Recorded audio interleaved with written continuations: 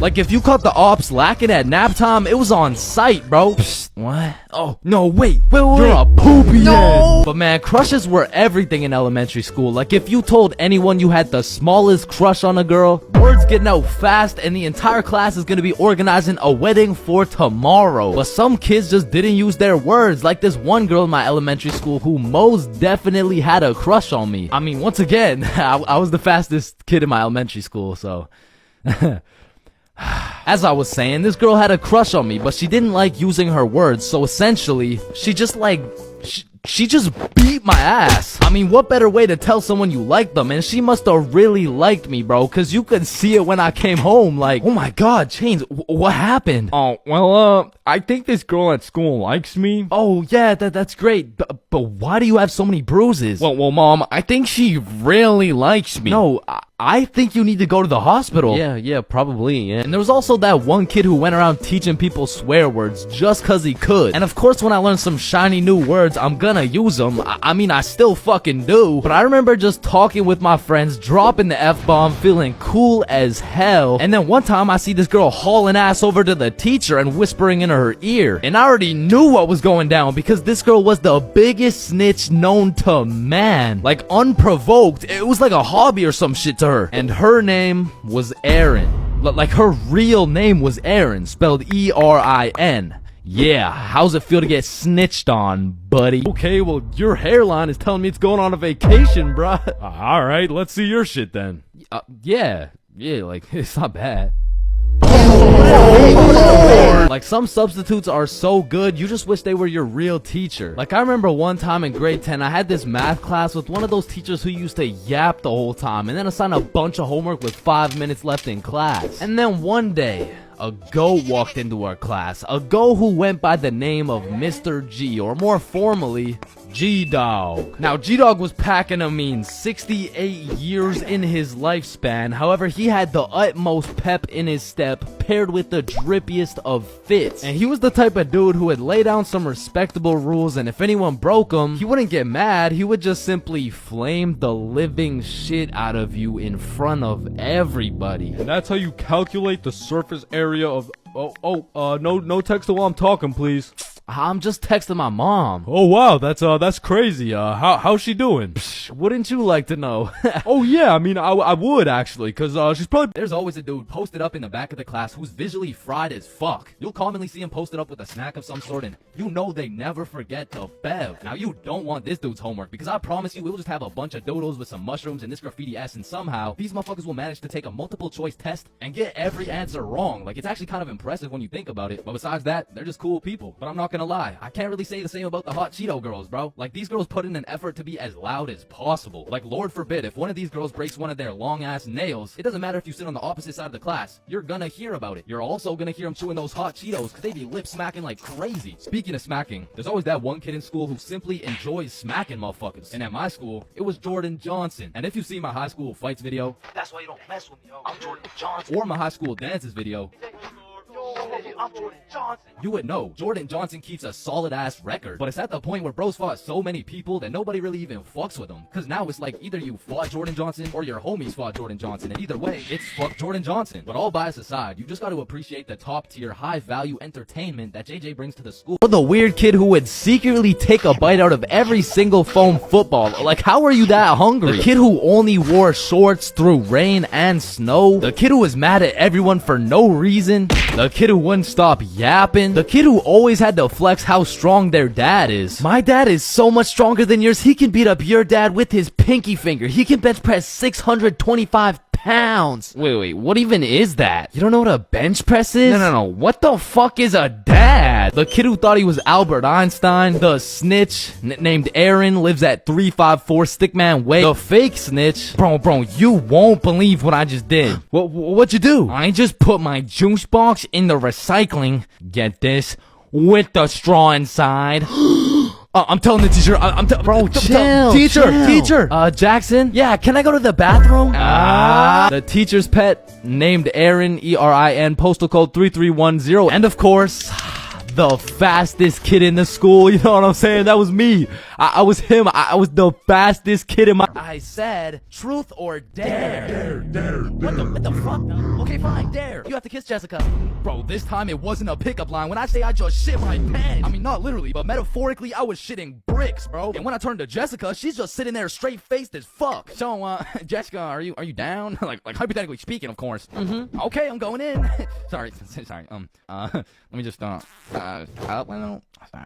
Alright, bro, I'm not gonna lie, this is fucking weird. You guys are just watching and shit. Like, I don't know, it's just kind of. Oh, so if we weren't watching you do it? I mean, yeah, I would actually. Wait, what the fuck? Every single one of these motherfuckers ran to the corner and started staring at the wall. Like, did you do it yet? We're not looking till you do it. Yo, hurry up, dumbass. So now I got all this pressure on me to do this shit, but Jessica's out here looking at me like, hey, how was your day? Yo, shut the fuck up. Kiss her already. What are you yapping about? And I deadass didn't know how to go about it. I ended up sitting on this couch, nervous as hell, awkward as hell, looking stupid as fuck for 20 minutes, bro. Now, 20 minutes in general doesn't sound that long, but imagine sitting on a couch in complete silence with everyone just, bro, just watch this.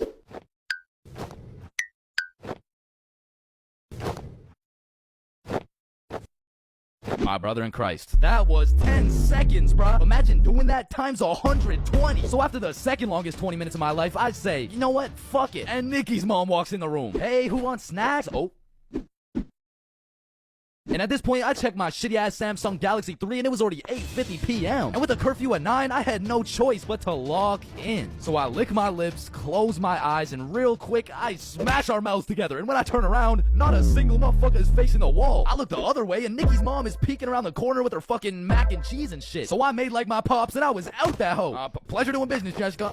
Wait, what? Where are you going? Thanks for having me, Nikki's mom. What the hell was that? And I proceeded to sprint home, making it home at 8:59, exactly 1 minute before my curfew. And that night when I went to bed, I couldn't sleep. I haven't been able to sleep since. Of course, all good things must come to an end. So the bell rings and I go to depart ways with the homies. Alright, peace out, man. Yeah, see you, bro. Oh shit, are we going the same way? Damn, yeah, I guess so. Alright, peace out for real. Yeah, see you, bro. Shit. Alright, my class is right here, bro. Me too. Oh, shit. Let's go. Alright, class. I'm gonna be taking some attendance. Correct me if I get your name wrong. Jason. Here. Billy. Yo. Megan. Present. Chains. Here. Charlie. That's me. Bob. No fucking way. Is there any Bobs in the room? Yo, do you hear that? Is that intro music? Does anyone here know a Bob? Oh. Man, nothing beats a class where you got all the boys sitting together. Like from the jump, you already know you're all about to fail the fuck out of that shit, but it's gonna be fun as hell. Alright, so, everyone introduce yourselves and tell us what you did over summer break. My name's Bartholomew. My name's Bartholomew. I'm not gonna lie to you guys, I had a pretty rough summer. I mean, I crashed my car, my girlfriend broke up with me, someone robbed my house, my grandma got jumped the other day. No, but not the grandma. You three in the back, disrespectful. Now, what's crazy about the first day of the school year is how these teachers will act all nice, talking about, it's so lovely to see all your beautiful faces, and it's also nice to see you, Aiden. Wait, what the fuck? We're gonna have an amazing, fun year, and guess what? There's no homework today. Knowing damn well they're about to make up for it with twice as much homework tomorrow. Like, they'll for real be handing out kindergarten-ass coloring sheets the first day, and then tomorrow you're getting your ass whooped by some calculus worksheets. And I didn't even talk about the motherfuckers you'll be seeing in the halls on the first day. Like, I don't know what these dudes be going through in those 2 months, but motherfuckers be going from Arthur Kennedy to AK real fast, bro. Oh shit, is that you, Arthur? Oh, gee, don't be dropping the government name like that. Government name? But that's just your first name. Hey fam, it's AK. Aight man, what you been up to, bro? Hey fam, I'm trying to make it out of the mud, you know? The mud? You live in a gated community. Oh shit, that's the ops right there, fam. Get down. The ops? That's just fucking Edward. Well, this little Japanese girl's pushing me and shit. Cause to her, this was a game. To me, this was survival. Cause every time you lose, you gotta take a shot. And if I keep taking shots like this, these shots about to start taking me, bruh. And sure as hell, I lost the first game. I took my shot and Emmy's like, how drunk are you right now? And I can't let her know I'm losing this bet. So I'm in that bitch like, drunk? Nah. Shit, where I'm from, we brush our teeth with a bottle of Jack. Ah, okay, then loser takes 2 shots. Yeah, let's do it. So one thing leads to another, and now I'm 16 shots deep, and Emmy's like, I'm gonna go to the washroom, I'll be right back. And then Yuto's like, Yo, Chains, we must talk. Oh shit, yeah, what's up? Now Yuto had a strong accent and very limited English, so it really went some like, Emmy, Bomburu. huh? Emmy, have Bomburu. Yo, Yuto, I don't speak Japanese, dog. No, Emmy, use Bomburu. Swipe left, swipe right. Hey Vanessa, I'm Billy. I seen you in science class today, and you were looking very pretty. And do you want to be my girlfriend? Fuck no.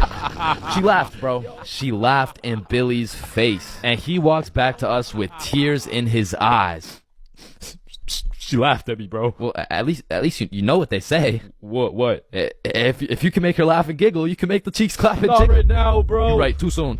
Needless to say, that brother Billy went home that night, listened to Juice WRLD, and cried himself to sleep. Shit, the next day, Billy didn't even say a word, but I could hear Lucid Dreams on full blast in those earbuds. Man, it's a tough sight to see. Next thing I know, Mr. Principal bursts in the class talking about, Alright, Tessa, in my office, right now. Now, I don't know why she was in trouble, but whatever she was accused of, she's guilty, bro. And she's also guilty on 1 3rd-degree count of breaking my man's heart. And as I'm busy praying on Tessa's downfall, I get a little tap on my shoulder like, psst, take this. Mr. Principal's looking for it, and he's not gonna check you.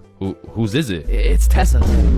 Don't worry, it's safe with me. And it was safe with me, cause that shit was now mine. The only way she could get it back is if she repaired my boy Billy's heart, and that just wasn't happening. And soon enough, Tessa comes back from Mr. Principal's office, and she didn't say a word. We had nut break, nothing. We went to PE, nothing. And then we went to math class. And as I was chilling in math class, calculating the square root of pi and shit, I get a tap on my shoulder again. Psst, Tessa wants her vape back. Vape? What vape? The one I handed you this morning, you know, it was purple. Oh, that vape. Oh, yeah, no, I threw that shit in the bushes. So she reports back to the person who gave her the vape, and she reports back to the person who gave her the vape, etc., until Tessa finds out. And she looks pissed. So she whispers to her friend, who whispers to her friend, etc. What bush did you throw it in? Oh, the one out back. And to put it in perspective, the bush out back was fucking massive. It was this huge conglomerate of straight prickle bushes, and so pretty much, her vape was gone, bro. And I went to sleep that night with a smile on my face, knowing I not only saved Tessa's lungs, but also Billy's heart. The next day, I went to class, sat down with the boys as always, but something was different. Tessa and her homies were nowhere to be seen. I shrug it off and continue to make some groundbreaking studies in science class until I hear Billy like, Bro, no fucking way. so I turn around. What? This is a little too easy. How do you say hi in English? And you're trying to speedrun this shit, so you click the first thing that kind of makes a little bit of sense and the answers come up, and you're the only motherfucker to get that shit wrong. No, dumbass got the zero wrong. And everyone's looking around for who got it wrong. Like, yo, whose dumbass got that shit wrong, bruh? Facts, bro, type shit. Dumbass, type shit. The fucking dumbass. Chains? Were you the dumbass who got that shit wrong, bro? Me? The dumbass? Nah, shut up. Shut the fuck up. Nah. It was probably, it was probably Sebastian, bro. Just look at that motherfucker. And I feel like there's only 7 types of people in class when you're playing a Kahoot. And the first is Dover. Ben Dover. We all know him and we all love him. He's got a smart name, but not a smart brain. He might get the first answer right, but then he falls off the face of the leaderboards, never to be seen again. But on the leaderboards, we got Genius George. Because George actually studied the material like a well-prepared and studious nerd, bro. Because George was the type of dude to be like, Calculate for the common denominator. oh man, this one is too easy. Like, bro, if you don't shut the fuck up, I'm about to commonly dominate that ass. No, it's called a denominator. Oh, I know. And I swear every game of Kahoot had that one person. When you link a girl and you both bring a friend, man, what could possibly be better than a 2-man mission? 3-man mission. And when you go on a 3-man mission, you need to be able to trust those homies with your life, bro. Cause I don't know why, but 100% of the time you go on a 3-man mission, somebody's gotta take one for the team, bro. Like, it's just inevitable. And if your homie isn't willing to eat the shit sandwich in order to see the gang succeed, the entirety of the gang is eating the shit sandwich, bro. And on top of that, you need your homies to have your back when you crack a shitty ass joke. Cause if you're in a group of 6 people and not a soul laughs, nah, you're done, bro. Like, you're cooked. You're sauteed, bro. Like, pack it up. It's over with. Like, yo guys, what do you get when you mix human DNA with goat DNA? Oh my god, what do you get? Wait, no, let me guess. No, I don't know. What do you get? Kicked out the petting zoo. Fuck. I sold. Actually, that's a really good joke. Facts. Wait, it was? And lucky for me, I got the 2 most perfect dudes for the job. Bob and Billy, so you know we were no strangers to the game. Like, we had 99 chemistry, bro. We were like Jordan, Pippen, and Rodman, setting up these plays, passing, alley-ooping, and dunking that shit. In these streets, they called us the real Big 3. And one day, the real Big 3 hopped on a plane to Mexico. And this story takes place way back, like a month ago. And this story doesn't just contain one 3-man, not 2 3-mans, but 3 different 3-man missions. And with these 3 different chances, will me, Bob, and Billy be able to find love in Mexico? Or will we get set up and kidnapped by the cartel? Find out coming up on this episode of Billy, Bob, and Chains. Wait a minute. So boom, we get to Mexico and we're staying at an Airbnb. So we